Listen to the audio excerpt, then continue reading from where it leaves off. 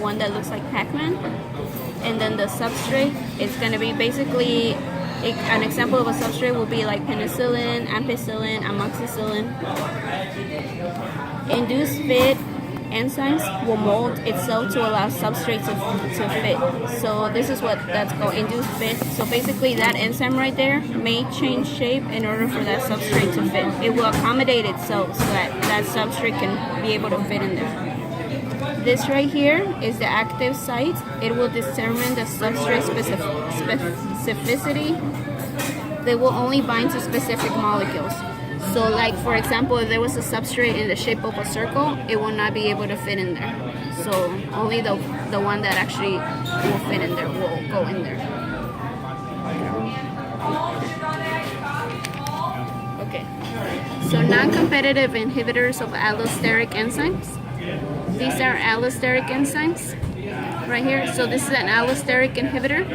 So basically if another guy comes in here at the allosteric site, this is a different site. So remember, this was the active site. This is an allosteric site of non-competitive inhibitor. If the allosteric inhibitor comes into the allosteric site of the non-competitive inhibitor, the enzyme will change.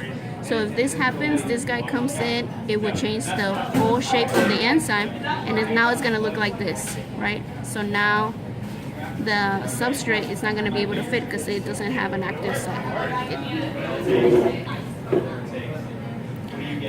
This is always reversible in cells because there is no covalent bonds. So this will be number 1, this will be number 2. If this allosteric inhibitor comes in, it changes the shape.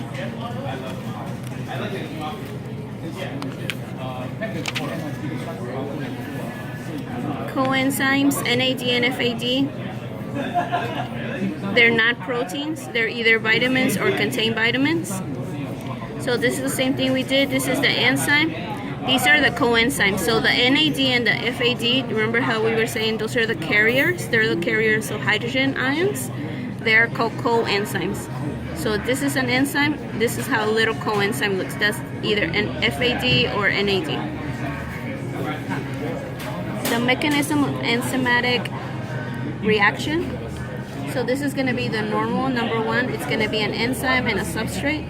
Then number 2, it's going to be the enzyme substrate complex, which means that the substrate has found its enzyme and now it's going to lock into it. And then number 3 is going to be the ES complex, and then the number 4 is going to be a product. After the electron rearrangement, enzyme release substrate, and then it will make a product. So after it goes in there, it's going to release that substrate is going to get out, and then you're going to have a product. And that's basically what that's explaining. Enzyme plus substrate will go into the enzyme substrate complex, and then enzyme plus product.